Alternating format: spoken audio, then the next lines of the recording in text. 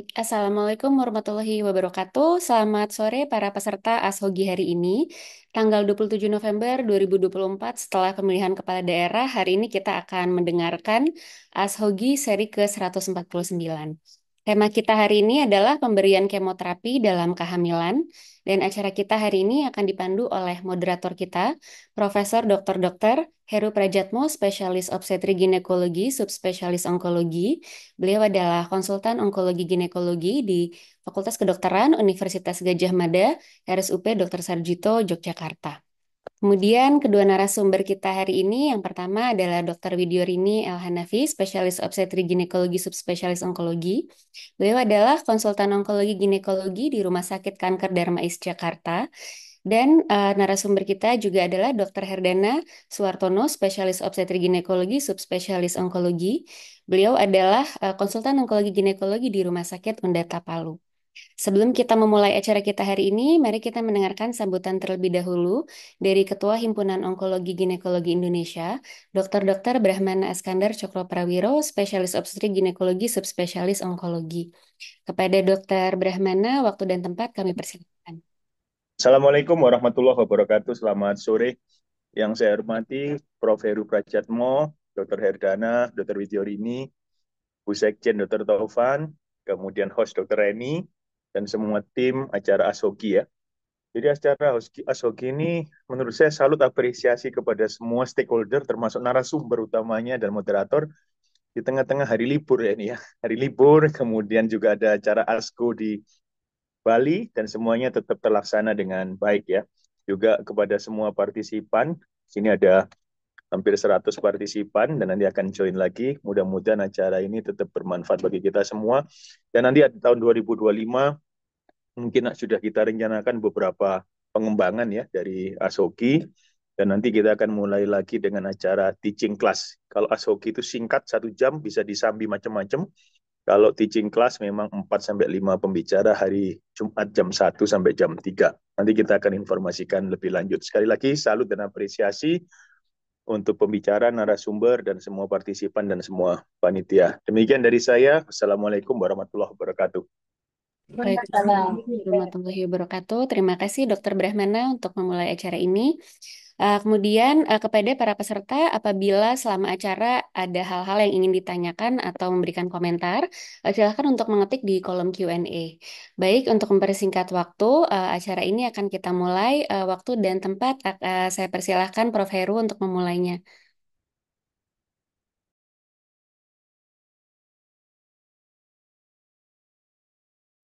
Baik, terima kasih. Assalamualaikum warahmatullahi wabarakatuh.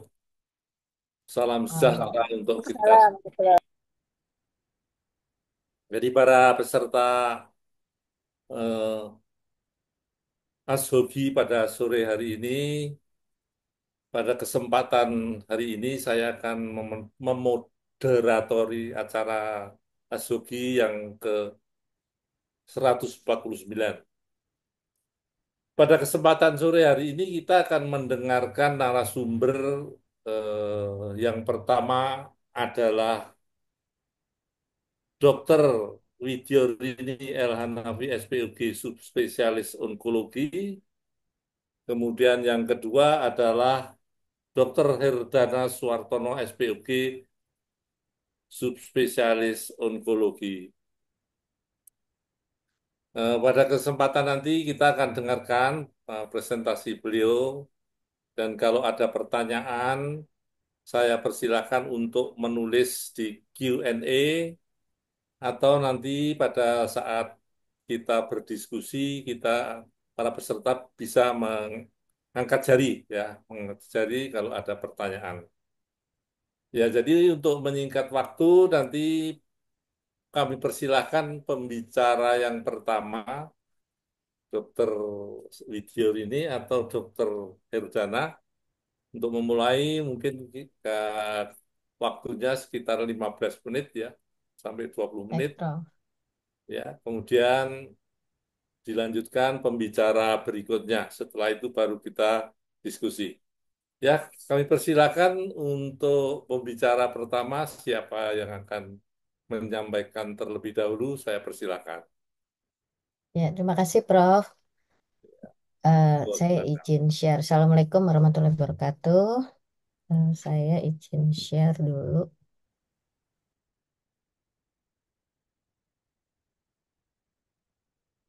Udah kelihatan, Prof? Dokter Dana udah Sudah dok, kelihatan belum ya? tinggal Udah di ya? slideshow. Sudah kelihatan. Oke.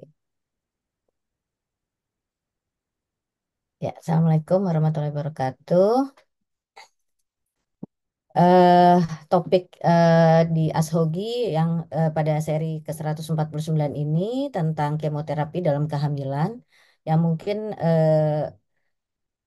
sudah disampaikan dari awal November semuanya tentang eh, cancer dan pregnancy gitu ya. Nah, jadi mungkin eh, sekilas saja saya paparkan bahwa kanker pada kehamilan itu terjadi 1 dari 1.000 kehamilan dan yang mungkin yang sering kita alami atau kita temukan sehari-hari itu adalah kanker payudara, kemudian kanker serviks, eh, melanoma, tapi juga mungkin juga kanker ovarium ya. Jadi yang tersering pada ginekologi onkologi adalah jenis kanker serviks dan ovarium, di mana kedua topik ini sudah dibicarakan di ASOGI sebelumnya. Ya, yang terpenting adalah bahwa kanker dalam kehamilan ini diperlukan manajemen onkologi selama kehamilan, terutama adalah pendekatan multidisipliner, kesejahteraan ibu dan janin, kemudian pertimbangan opsi terminasi yang paling baik buat untuk ibu dan janin, terutama pada kasus stadium lanjut. Kemudian juga apabila memang kehamilan diinginkan, maka persalinan dapat dipertimbangkan untuk dipertahankan, kehamilan dipertahankan hingga kehamilan aterem jika memang bisa. Nah, ini mungkin sudah disampaikan di ASHOGI seri 146 ya, kanker pada kehamilan di mana risiko kelahiran mati 5 kali lebih tinggi, terutama apabila terjadi small for gestational age. Kemudian 83% kasus kelahiran mati pada ibu dengan kanker selama kehamilan terjadi pada kelahiran prematur. Sehingga pemantauan ketat, penanganan nutrisi, oksigenasi janin terhadap pertumbuhan janin untuk mengurangi risiko kelahiran mati. Nah, eh, mungkin eh, kematian neonatal pada kasus kelahiran prematur bisa disebabkan iatrogenik untuk mendukung pengobatan ibu. Implikasinya mungkin kelahiran yang optimal dengan mempercepat waktu kelahiran, biasanya mempertimbangkan apa dari segi eh, safety daripada janin ya, misalnya pada kehamilan 34 minggu di mana paru-paru sudah eh, diharapkan sudah cukup untuk dapat dilahirkan. Pada kanker-kanker yang hematopoietik seperti leukemia itu sering ditemukan small gestational of age. Jadi selain daripada kanker juga apa namanya berpengaruh pada kesehatan janin, apalagi kita melakukan pengobatan atau treatment dari kanker itu sendiri seperti pemberian kemoterapi yang seperti kita ketahui tanpa adanya kehamilan pun juga bisa mengganggu nutrisi daripada si pasien, apalagi pada saat terjadinya kehamilan yang juga bisa mengganggu nutrisi dari si janin tersebut. Sehingga diperlukan pemantauan klinis baik imaging seperti USG, ultrasonografi pada janin, kemudian perencanaan antenatal yang komprehensif dengan mempertimbangkan kelahiran prematur dapat membantu mengurangi komplikasi. Nah, ini sekilas kemoterapi di mana kita ketahui bahwa pemberian kemoterapi kita tidak bisa hanya untuk mematikan sel kanker ya. Jadi sel sehat pun juga terkena dampaknya. Nah, ini adalah tadi yang sudah disebutkan bahwa manajemen multidisiplin kanker itu penting, apalagi pada selama kehamilan. Selain dari penanggung jawab kanker tersebut, misalnya dari ginekologi onkologi ataupun medical oncologist ataupun dari surgical oncologist, hematologist, tapi juga kita bekerja sama dengan dokter anak, pediatrician, neonatologis, anestesi juga ya, kemudian juga yang terpenting ethical, legal, dan psikososial.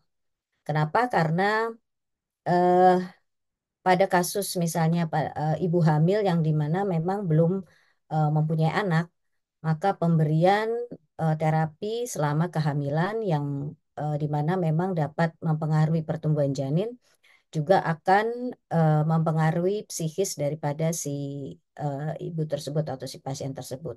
Sehingga pendampingan dari psikologi itu juga harus di apa namanya kita ikut sertakan. Nah, ethical, legal, contohnya misalnya pada kanker-kanker yang mungkin seperti pada leukemia ya, yang harus diberikan kemoterapi yang agresif. Nah, pada kehamilan trimester pertama, bila terjadi leukemia dan harus diberikan kemoterapi yang agresif, yang seperti kita ketahui pemberian kemoterapinya selama 30 hari, maka eh, artinya harus dilakukan terminasi kehamilan dan itu harus didampingi atau secara etik dan hukum eh, untuk penjelasan kepada pasien dan dalam hal ini ibu eh, dan suaminya. Nah, pemberian kemoterapi sendiri diberikan lebih dari atau di atas 12 sampai 14 minggu sampai 35 minggu dengan harapan bahwa setelah 35 minggu bisa dilakukan terminasi kehamilan. Ya, ini time delivery jika memungkinkan lebih dari 37 minggu, tetapi minimal adalah 34 minggu di mana sudah terjadinya pematangan paru pada janin.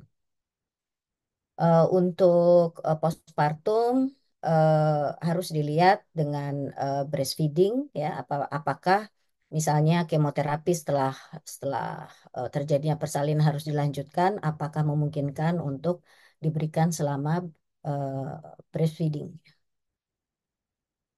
Ya, ini tadi sudah kita sampaikan. Jadi trimester pertama kalau bisa dihindari kecuali dalam keadaan darurat, karena pada trimester pertama ini pembentukan daripada organ-organ janin. Trimester kedua dan ketiga pemberian kemoterapi lebih aman ya. Hanya mungkin lebih dipantau untuk pertumbuhan janin, kemudian cairan ketuban juga ya.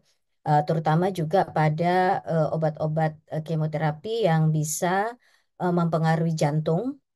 Nah, itu harus juga pendampingan dari feto maternal untuk apa namanya melakukan ekokardiografi juga pada janin, di jantung janin. Eh, Pada kasus-kasus kanker payudara seperti pengobatan hormonal seperti tamoxifen ini harus di stop dulu, tidak boleh diberikan selama kehamilan. Kemudian pemberian antibodi monoklonal misalnya trastuzumab itu juga tidak disarankan untuk diberikan selama kehamilan karena menyebabkan komplikasi. Nah, ini ada beberapa disebutkan dari salah satu jurnal Sorori yang menyebutkan bahwa memang ada beberapa simptom pada kanker yang juga hampir sama dengan kehamilan. Seperti misalnya kalau pada breast cancer mungkin adanya pembesaran payudara, kemudian pada pregnancy juga kita temukan adanya pembesaran payudara. Jadi kadang-kadang eh, pada kehamilan yang awal bisa tidak terdiagnosis. Atau misalnya pada kanker darah ya, adanya misalnya fatigue, malaise, atau kemudian sesak ya, kadang-kadang juga bisa eh, di, ditemukan juga. Kemudian anemi atau trombositopeni misalnya ya, itu harus eh, apa namanya diperiksa dengan cermat apakah memang eh, salah satu dari bagian dari kehamilan atau memang ada penyakit yang lainnya seperti kanker darah gitu. Kemudian melanoma misalnya ada apa namanya area yang kehitaman begitu ya pada kehamilan ya yang mungkin harus eh, harus dicermati kalau memang ada laporan dari pasien yang apa namanya mengeluh adanya area-area yang kehitaman gitu ya. Jangan sampai kita lalai ternyata melanoma. Nah, pada cervical cancer itu perdarahan pervaginam. Perdarahan pervaginam harus pada saat kehamilan sebaiknya dilihat eh, vagina, dilihat serviknya bahwa tidak ada tumor atau tidak ada kecurigaan kanker pada kehamilan. Ya ini kalau di salah satu jurnal bahwa Korenaga menyebutkan bahwa pada stadium 1A1 sampai 1B1 ya pada kanker serviks bisa delay treatment sampai pematangan pertimbangan maturasi paru janin kemudian dilakukan persalinan atau dengan pemberian neoadjuvan kemoterapi. Nah, memang ada pada 1B2 ataupun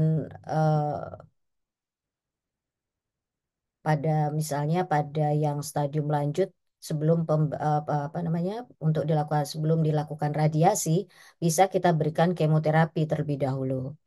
Nah, ini memang di salah satu jurnal memang mereka pada yang 1B2 mereka eh, tidak em, melakukan kemoterapi ya pemberian kemoterapi tapi mereka juga ada yang melakukan eh, langsung dilakukan radikal histerektomi meskipun pada prinsipnya sebenarnya jika memang persalinan itu apa namanya kehamilan itu memang ditunggu atau diharapkan dapat kita delay dengan pemberian kemoterapi. Nah, ini mungkin sudah disebutkan atau diberikan minggu lalu pada kanker serviks dalam kehamilan.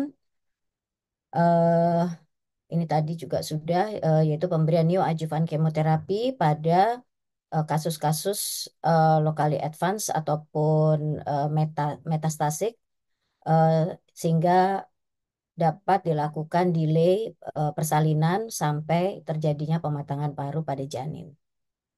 Diagnostik imaging MRI dapat diberikan, tetapi harus diperhatikan juga. Kemudian yang aman ya USG, CT scan, PET scan sebaiknya tidak dilakukan selama kehamilan. Ini seperti diberitakan oleh Ricci, ini ada 4 kasus ya dengan kanker serviks yang ternyata diberikan kemoterapi juga dapat dilakukan eh, apa namanya delay persalinan sampai kehamilan 34-35 minggu dengan satu kasus eh, recurrence setelah 12 bulan setelah kemoterapi sedangkan yang 3 kasus lainnya masih pre-disease ya. Ini kita lanjut saja. Nah, ini pemberian kemoterapinya bisa diberikan golongan taksan dan golongan platin. Bisa juga siklofosfamid, doxorubicin ya. Nah, untuk ovarium sebenarnya mungkin hampir sama dengan serviks, kombinasi golongan taksan dan platin. Pada kanker ovarium yang germ cell, tipe germ cell, itu juga bisa diberikan bleomycin, cisplatin ya, karena penggunaan etoposide risikonya tinggi pada komplikasi kehamilan. Nah, ini ada beberapa kelompok eh, dari satu jurnal eh, yang bisa diberikan, contohnya yang low risk, yang sering kita berikan atau sering apa apa namanya diberikan pada kanker ginekologi, contohnya doxorubicin, paclitaxel, docetaxel ya, epirubicin, tetapi golongan epirubicin, doxorubicin mungkin harus pengawasan ketat pada ekokardiografi janin.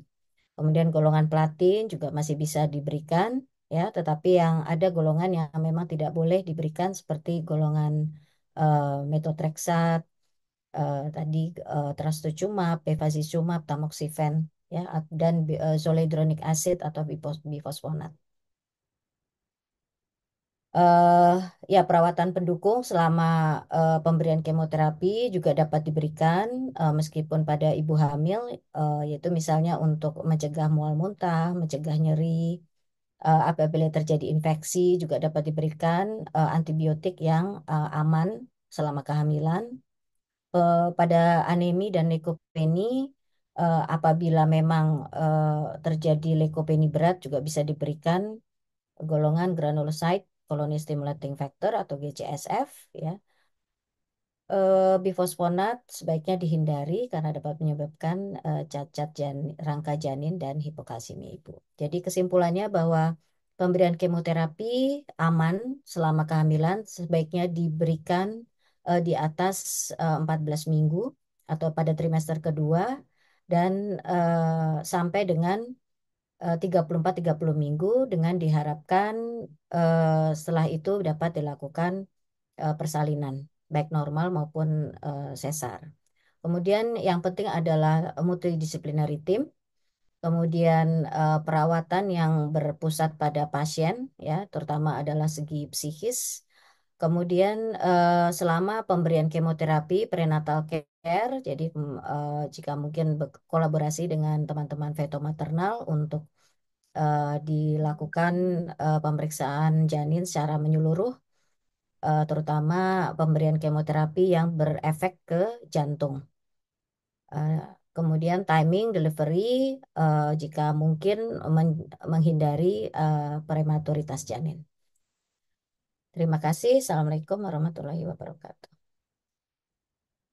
Ya, terima kasih Dokter Widyarini yang sudah menyampaikan secara detail pemberian kemoterapi pada kehamilan. Berikutnya mungkin saya persilakan Dokter Herdana untuk menyampaikan sharing pengetahuannya atau mungkin akan menambahkan. Saya persilakan. Pada pembicara para Ya, peserta kalau ada pertanyaan bisa menulis di Q&A mulai sekarang. Saya persilakan Dokter Herdana. iya. Terima kasih Prof. Terima kasih juga Dokter Winnie. Eh, jadi saya mau share screen juga, sebagai hanya menambahkan apa yang sudah dijelaskan oleh panjang lebar Dokter Winnie, eh, yang saya rasa cukup jelas sekali ya. Saya izin untuk share screen.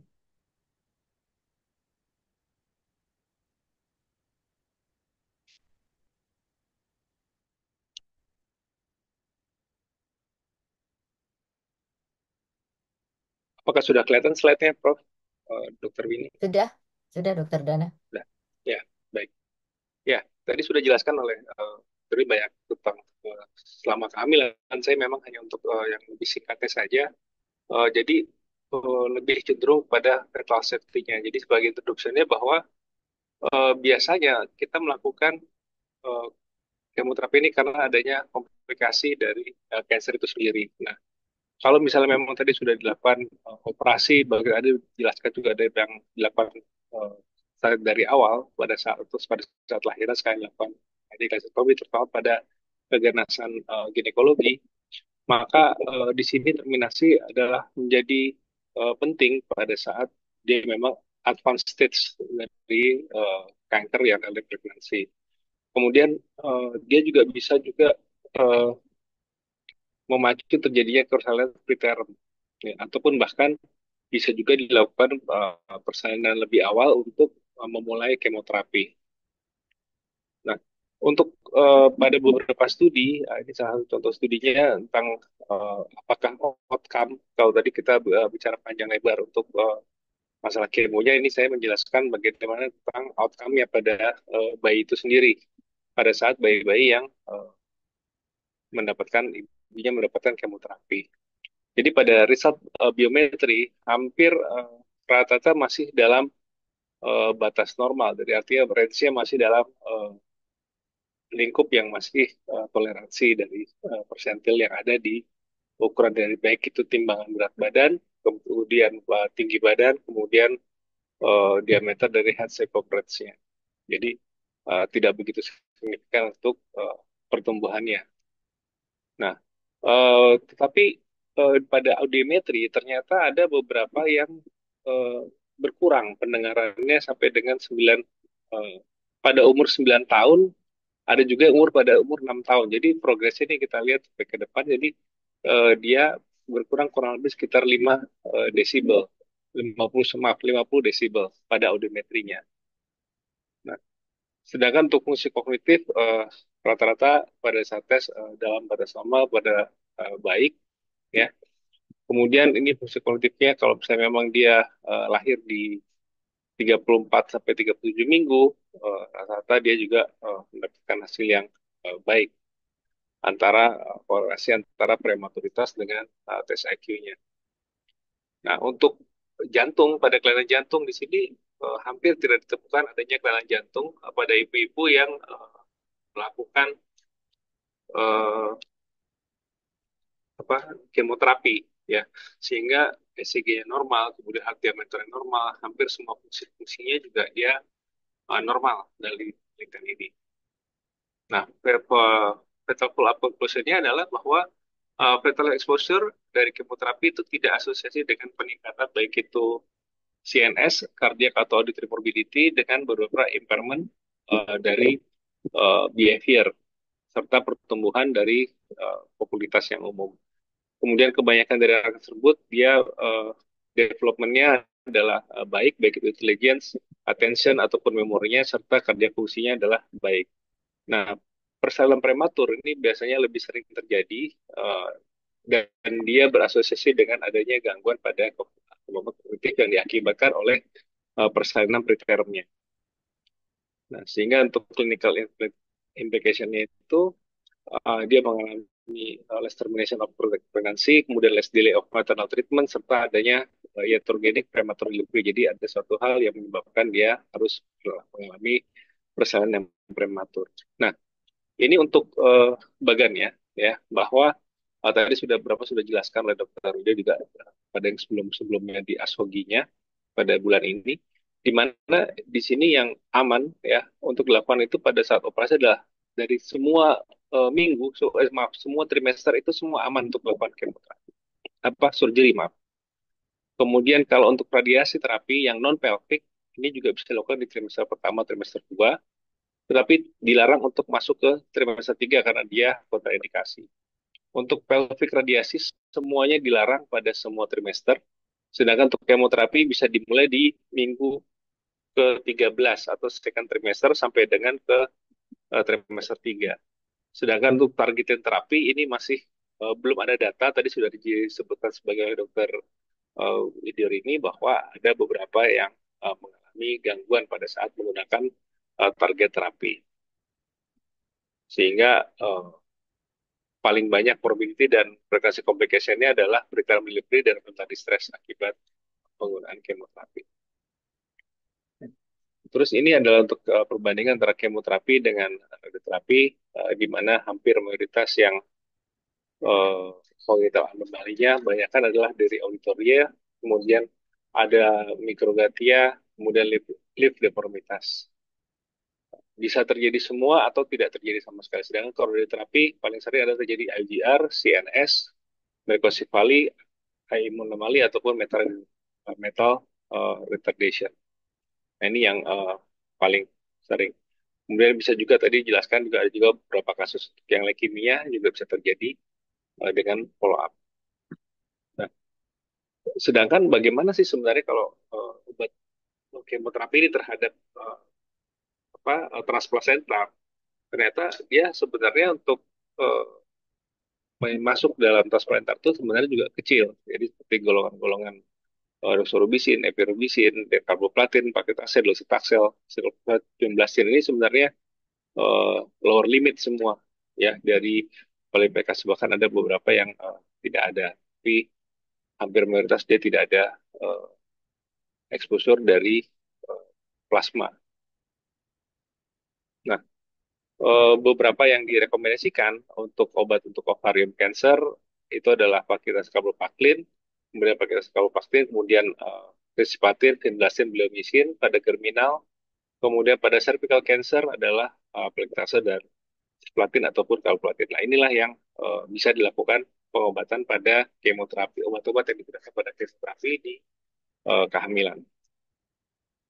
Kemudian untuk farmakokinetiknya yang harus diadaptasi adalah ADME atau absorption, distribution, metabolism, dan excretion, di mana masih beberapa kekurangan dari valid data mengenai standar uh, base dose yang digunakan pada uh, wanita hamil. Jadi kalau kita punya standar itu kan yang dipakai adalah yang bukan pada wanita hamil, sedangkan yang pada wanita hamil sendiri itu masih beberapa masih belum punya standar, sehingga kita masih menggunakan hitungan yang pada pasien yang tidak hamil. Mungkin ini yang kita masih belum punya datanya untuk itu.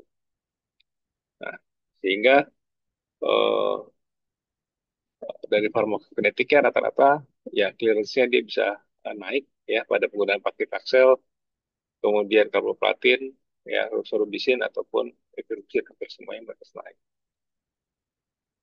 Nah, kemudian untuk follow up pada ibu adalah yang bisa dilakukan adalah bisa terjadi pelagama pada plasenta ya, seperti ada struktural infeksi ataupun inflamasi.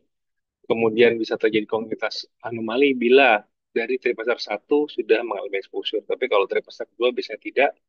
Sedangkan tadi dari penyebab eh, maternal ya seperti malnutrisi, anemia, cancer treatment, di mana tadi banyak sekali komplikasi-komplikasi yang terjadi akibat anemia, di mana itu adalah salah satu bagian dari penyebab fetal growth restriction pada wanita dengan cancer. Nah, kemudian ini untuk follow up-nya ya. Pada saat dari mulai awal, kemudian kita pada saat hamil, kita putuskan apakah kita lakukan surgery, kemoterapi, atau radioterapi. Kemudian kalau misalnya kita lahirkan, maka kita harus pastikan indikasinya bagaimana. Sebisa mungkin kita diplaningkan adalah 30 lebih dari 37 minggu, meskipun beberapa literatur mengatakan banyaknya terjadi di atas 34 minggu. Kemudian fetal lung maturation ya, pematangan paru juga dibutuhkan ya bila memang dia preterm. Kemudian untuk perawatan neonatal tadi sudah jelaskan juga beberapa terjadi kematian neonatal ya, biasanya yang paling sering terjadi nanti pada usia kurang dari 28 hari. Ya, jadi di sini juga ada beberapa kasus seperti ada placental metastasis, maka ini sudah bisa meningkatkan risiko dari kematian. Terus kemudian untuk yang postpartumnya biasanya kita hanya untuk melihat apa seperti biasa pengawasan, dan uh, untuk penggunaan ASI sebenarnya tidak boleh dilakukan bila memang masih melakukan kemoterapi sampai dengan lebih dari 3 minggu. Jadi kalau saya dari kurang dari 3 minggu kemoterapi, maka tidak boleh dilakukan ASI. Ya, jadi harus menunggu lebih dari 3 minggu dulu. Oke, yang kemudian yang kesimpulannya adalah jadi kemoterapi itu aman ya pada untuk setelah trimester pertama. Kemudian kita harus juga berusaha cegah untuk terjadi prematuritas. Kemudian adanya dari kemoterapi itu biasanya tidak ada perbedaan untuk lateral prognosisnya dengan yang tidak hamil.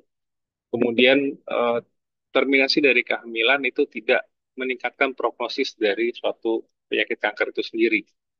Dan standar treatment juga harus menjadi tujuan. Sedangkan untuk tindakan kemoterapi pada kehamilan ini tidak ada emergensinya, sehingga bisa memberikan peluang atau waktu kepada pasien yang hamil dengan kanker itu untuk mencari second opinion atau memikirkan tentang progres dari kehamilannya ke depan bila memang mendapatkan kanker atau ada rencana yang lain, baik itu kanker, surgery, radioterapi, atau kemoterapi. Ya, mungkin itu tambahan dari saya. Terima kasih. Saya kembalikan, Prof. Ya, terima kasih Dokter Irdana. Jadi saya kira cukup jelas dan menarik ya apa yang sudah disampaikan oleh Dokter Widyorini dan Dokter Irdana. Sekarang kita bisa mulai dengan diskusi. Ya. Kami persilakan atau pertanyaan atau mungkin juga pendapat yang mau disampaikan. Saya persilakan kepada para audiens untuk raise hand kalau belum menulis. Ini pada Q&A-nya belum ada pertanyaan ya. Pada chatting juga belum ada. Mungkin kalau ada yang mau raise hand, kami persilakan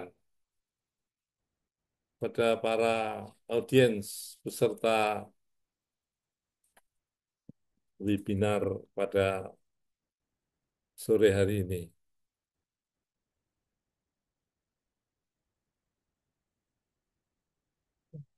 Belum ada yang tertarik untuk membahas. Masih sibuk nyoblos kayaknya.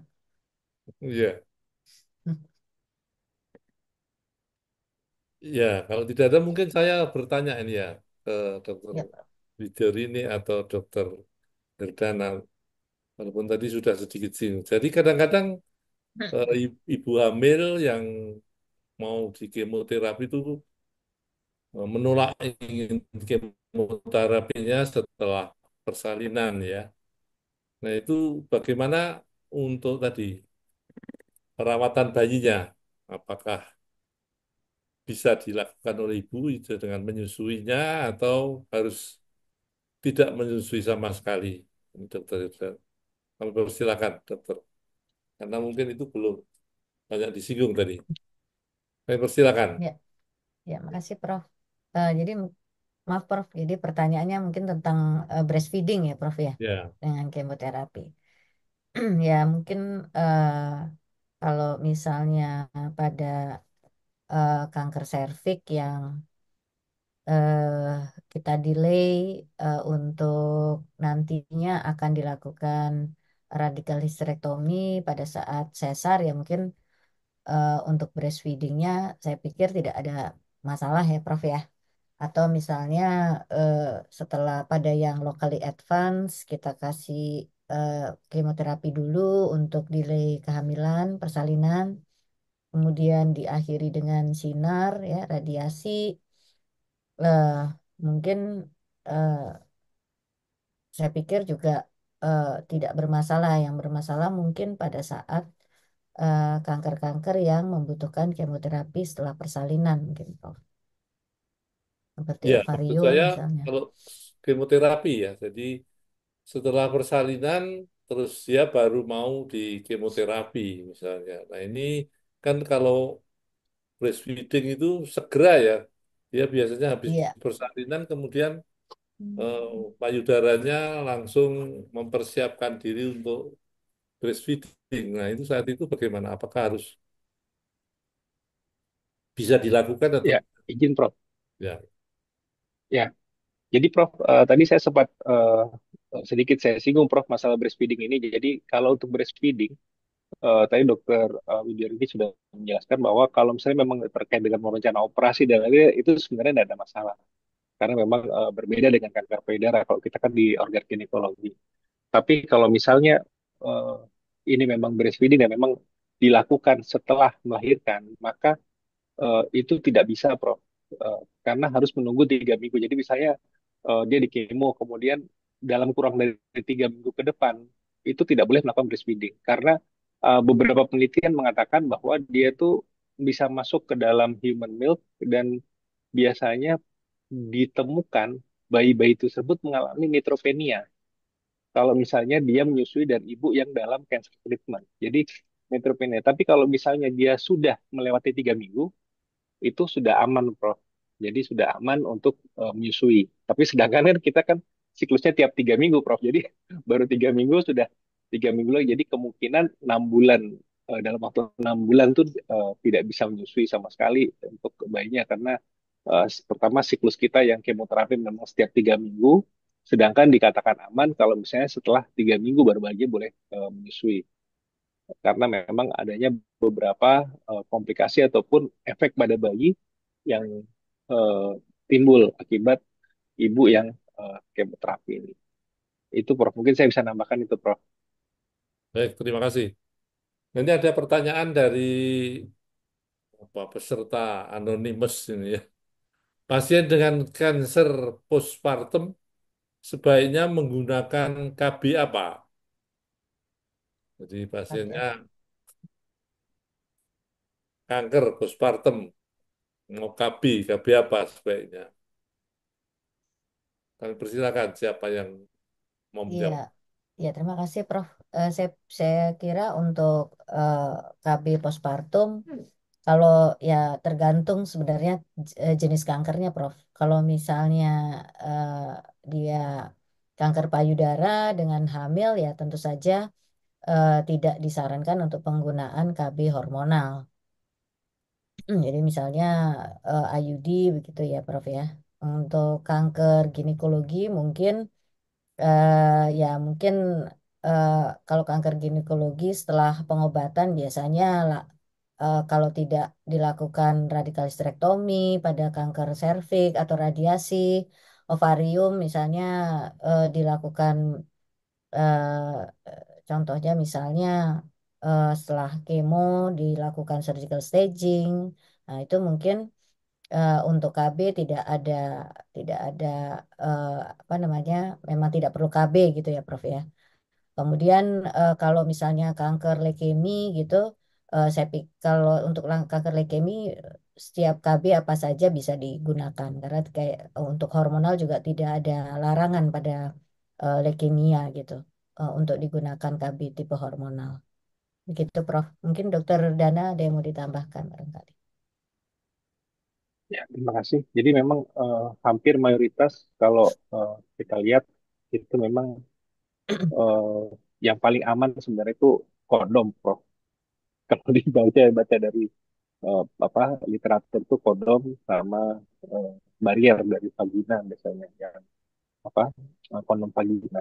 Karena memang kalau untuk yang kontrasepsi hormonal memang sebisa mungkin itu dihindari karena efek dari hormonalnya. Ya. Tapi memang tergantung dari pertama kita harus melihat dulu ini kankernya jenis apa. Kemudian kalau memang organ ginekologi tadi sudah dokter Winnie sudah jelaskan bahwa kalau memang ada rencana sudah mau ke radikal ya kayaknya udah nggak perlu KB lagi sih kalau tinggal nanti pas ke radikal kita evaluasi.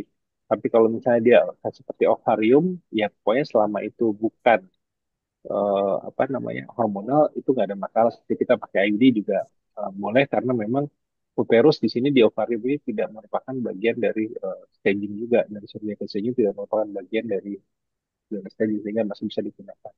Tapi kalau hampir hampir teratur kalau misalnya memang eh, bingung untuk berpikir apa, minimal kita bisa menggunakan kondom atau menggunakan barrier vagina. Oke, baik, terima kasih. Berikutnya ini yang ada pertanyaan dari Dokter Rati Fauziah. Jika pasien kanker masih menginginkan keturunan setelah bersalin, kapankah pasien bisa hamil kembali jika pasien sudah dinyatakan bebas kanker? Kami persilakan, Dokter Rejana atau Dokter Video ini. Ya, Dokter eh, Dana mungkin. saya jadi menjawab ya. Ya. Jadi kalau untuk kapan dipastikan bahwa memang dia kanker kita melihat juga dari usianya kemudian jenis kankernya juga serta resikonya bro. Kalau misalnya memang kita meningkatkan untuk stadiumnya misalnya masih stadium 1A kemudian kan bahkan kemo aja tidak perlu kalau misalnya di 1C maka ada kemungkinan. Nah, sekarang kita perlu lihat apakah memang kehamilan itu diperlukan sekali tidak maka edukasi itu jadi penting.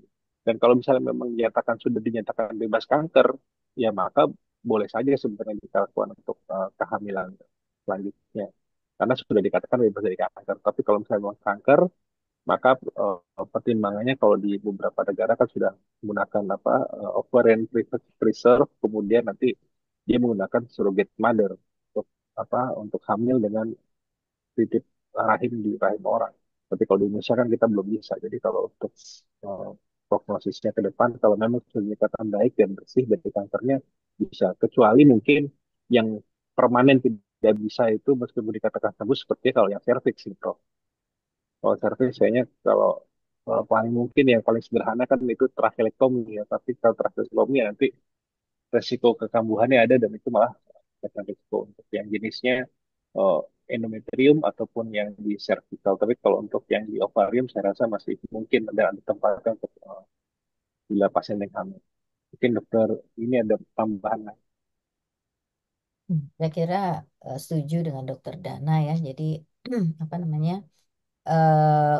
Kalau memang sudah dinyatakan bebas kanker, bisa untuk hamil lagi eh, selama misalnya syarat-syarat untuk kehamilan itu terpenuhi gitu. Misalnya tidak ada kontraindikasi di obstetrinya begitu.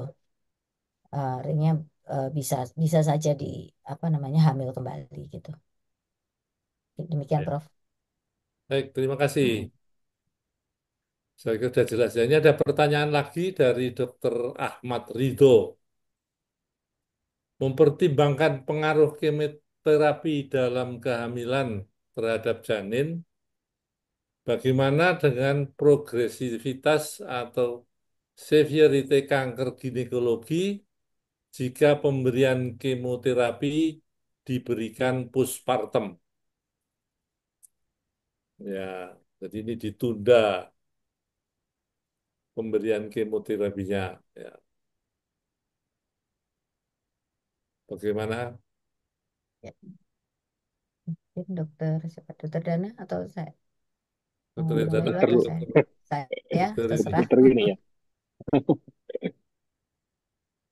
Ya, jadi memang kalau untuk kanker ginekologi, misalnya seperti pada serviks ya, eh, artinya kalau pada stadium awal, kita kan berharap adalah eh, kalau memang kalau misalnya ditunda, eh, memang mungkin untuk janinnya apa namanya kalau kita tunda pemberian kemoterapi mungkin memang lebih baik dalam arti tidak terkena efek samping kemoterapinya. Akan tetapi eh, di sini kita lihat bahwa kalau eh, tujuan daripada pengobatan itu misalnya pada stadium awal ya pada misalnya kita akan melakukan radikalistektomi misalnya pada saat bersamaan dilakukan sesar, seksio sesarian.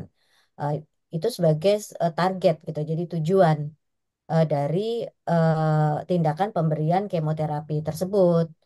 Eh, Jangan nanti eh, dalam waktu misalnya kita biarkan 9 bulan ternyata misalnya yang tadinya stadium awal kemudian dia ternyata progres gitu ya sehingga tidak bisa misalnya dilakukan radikalistektomi misalnya. Jadi tujuannya itu memang misalnya untuk supaya target kita melakukan tindakan eh, sebagai stadium awal gitu. Atau misalnya pada stadium 3B gitu, pada eh, pada kehamilan gitu, misalnya apabila tidak didapatkan gangguan fungsi ginjal gitu ya, mungkin eh, kita bisa melakukan pemberian kemoterapi ya tetap tetap kita berikan kemoterapi kalau menurut saya memang tidak ditunda gitu setelah setelah eh, persalinan mungkin dokter Dana ada pertimbangan lain ada pendapat lain. Ya, terima kasih dok. Kalau saya mungkin kita tahu sebenarnya kalau yang namanya cancer itu sebenarnya udah valid. Artinya sebelum hamil itu sudah tahu sebenarnya kalau itu cancer. Ya, kalaupun ada cancer yang dilakukan pada saat hamil, biasanya itu harus ada diagnosis patologi. Nah, kalau dari diagnosis patologi itu, contoh misalnya ada hamil dengan kista, maka kita bisa melakukan surgery dulu buat kistanya, kemudian dipastikan apakah dia jinak atau ganas. Nah, kalau memang kita mendapati sel yang memang dia tipikalnya adalah progresif, saya rasa itu harus masuk kemoterapi segera. Karena kalau progresif dipastikan nanti penyebaran dia akan lebih cepat. Karena kehamilannya kan kurang lebih sekitar 9 bulan. Artinya progresivitasnya tinggi sekali. Sedangkan nilai CS125 ataupun tumor marker itu pada kehamilan tidak efektif. Karena dia biasanya lebih meningkat pada kehamilan. Jadi kalau misalnya kita patok CH125, orang hamil tuh kalau dicek CH125 meskipun nggak ada kisahnya pasti tinggi. Gitu loh. Karena memang ada kaitannya dengan hormon yang ada di bayi. ataupun proses kehamilannya. Nah, sehingga kalau misalnya memang sudah dipastikan dia hamil dan memang jenis selnya progresif, ya, dalam hal ini yang bisa adalah hanya ovarium. Tapi kalau serviskal itu adalah target, kita dokter Winnie bilang bahwa itu adalah target, bahwa memang kita rencanakan nanti pada saat nanti lahiran barengan dengan radikal, dan itu udah absolut. Artinya kalau kanker serviks itu nggak ada terapi selain radikal. Itu pun kalau kita masih bisa melakukan radikal. Nah, sehingga mungkin itu bisa, kemonya setelah itu bisa kalau untuk cervix. Tapi kalau untuk ovarium, kita harus lihat progresivitasnya dan jenis selnya. Dan yang paling bahaya biasanya yang jenisnya germinal. Jadi harus hati-hati kalau misalnya kita mendapatkan germinal cell seperti granulosa cell, ya. Kemudian ada lagi eh, sel tumor yang non epitelial, itu maka akan lebih berpotensi untuk angka kambuhnya tinggi dan kebanyakan malah tidak mencapai di usia 30 minggu karena akibat progresivitas dari penyebaran dari uh, kistanya itu sendiri atau tumor itu sendiri. Jadi tergantung dari hasil patologinya. Mungkin tambahannya itu dari saya. Baik, terima kasih. Ini saya ada pertanyaan, masih ada pertanyaan lagi, ada dua ini. Assalamualaikum warahmatullahi wabarakatuh dari Anonymous. Pada kasus CA Mame, SPB onkologi lakukan radikal mastektomi bilateral serta ovariektomi bilateral. Pada pemeriksaan usia 40 tahun dengan P33. Dari sisi obsgin, bolehkah kita sarankan tindakan lain? Apa ini tindakan lainnya? Sudah Mungkin ovarektomi maksudnya, ya, sudah saya kira. Mau tindakan apa lagi? Mau histerektomi nggak ada gunanya saya kira ya. iya, Iya. Silakan, iya, video ini atau Dokter Jana. iya mungkin ini maksudnya Prof, SOB-nya barangkali ya Prof ya, barangkali. Jadi kayaknya mungkin kalau kasus P3 usia 40 tahun, apakah perlu SOB barangkali ya?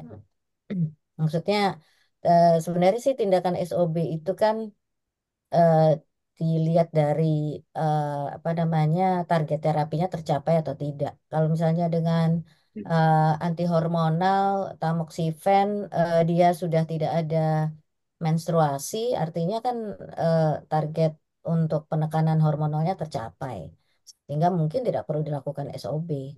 Kecuali Ini kalau sudah misal sudah dilakukan SOB sama bedah ini ya maksudnya sebetulnya. ya.